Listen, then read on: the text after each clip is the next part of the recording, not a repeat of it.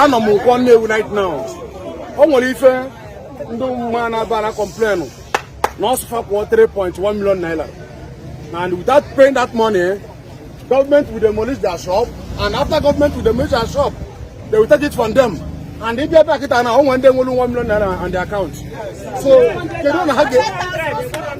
Only 100,000 naira. Okay, I'm a big fool. I see I pass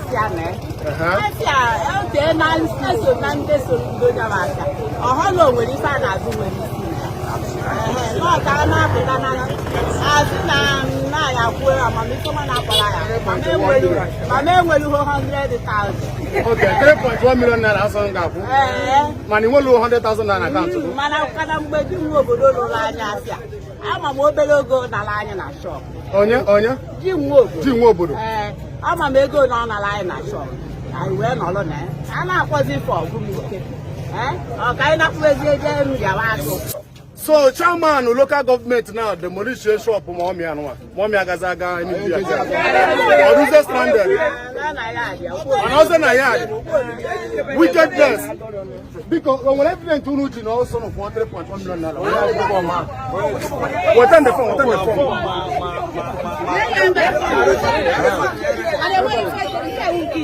Okay, down keys.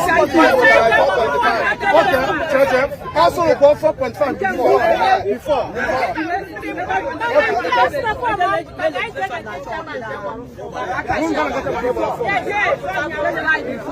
So after 4.5, okay, let's go to 3.1. Now, Fufu. 9 ata. Bigonu, trying for mommy and Bigonu.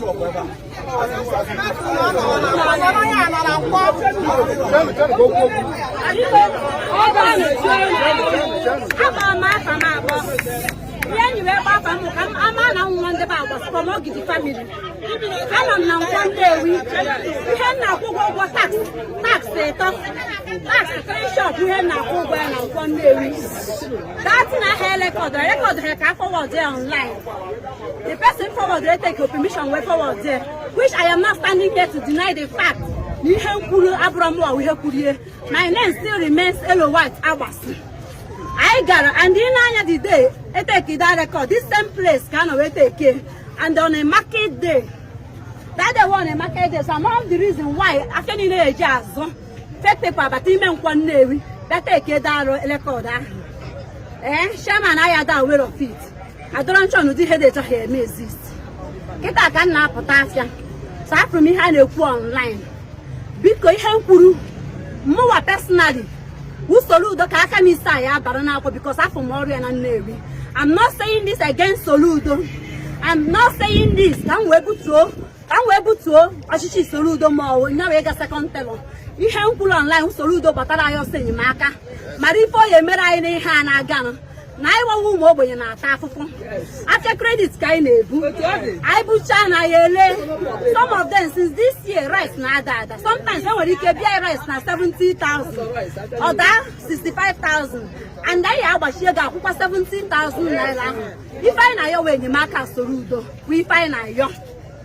When you will be against Ochichi Soludo, the only now woman from the reason I will be on one day interview. What Shaman? About Shaman over rice. Also, I am interview. Not only interview, but apart from me, let them go and meet the women.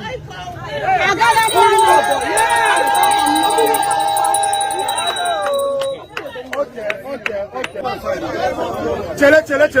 Condition higher on. So, Oburuna for that money, 3.1 million naira.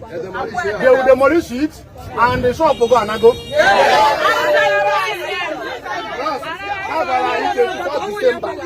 December. I have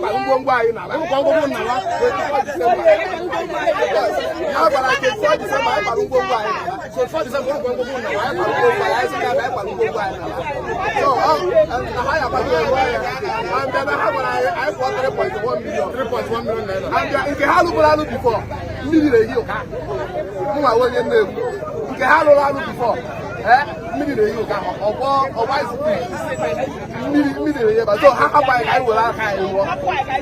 So Governor Soludo biko ụmụ ogbenye na-ebe akwa biko sir, you need to do something about this. Biko onwe ndị enwe 100,000 naira 200,000 naira ọ demolition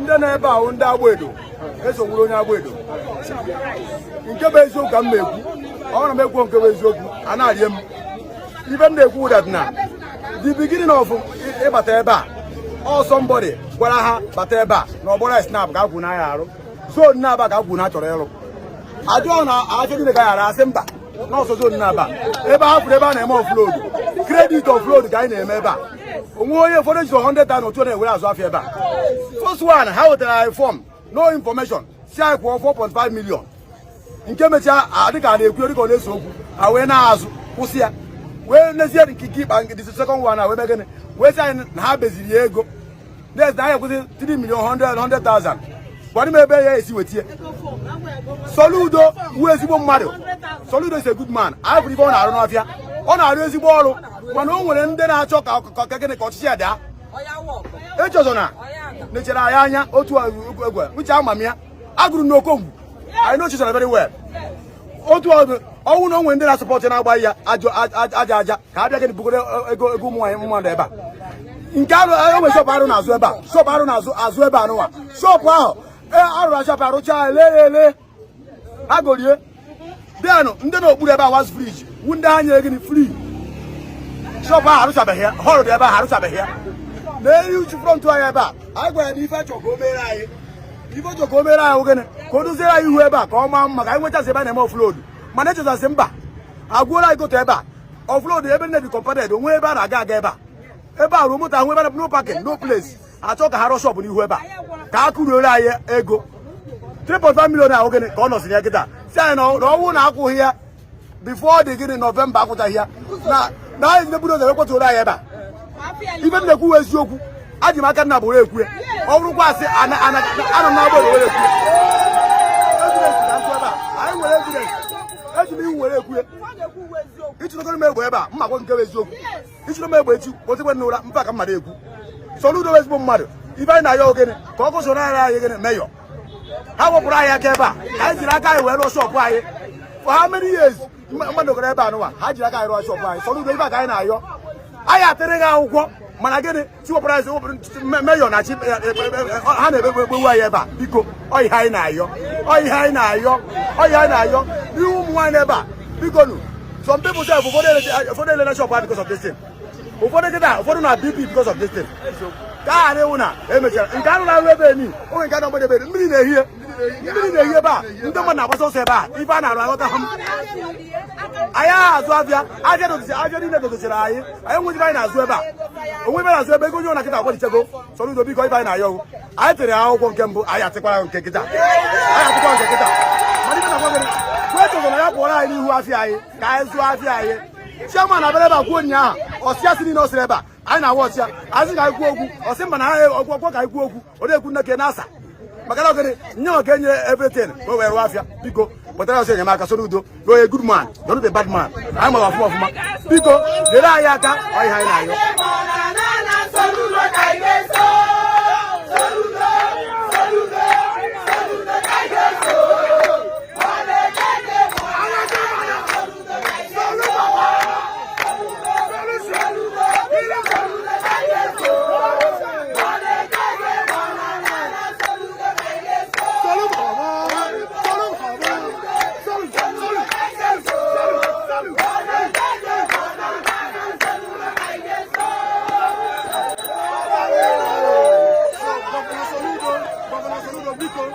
nụrụ akwa ụmụ nwaanyị a nụrụ akwa ndị ụmụ m a biko nụ Governor Soludo, please do the lighting.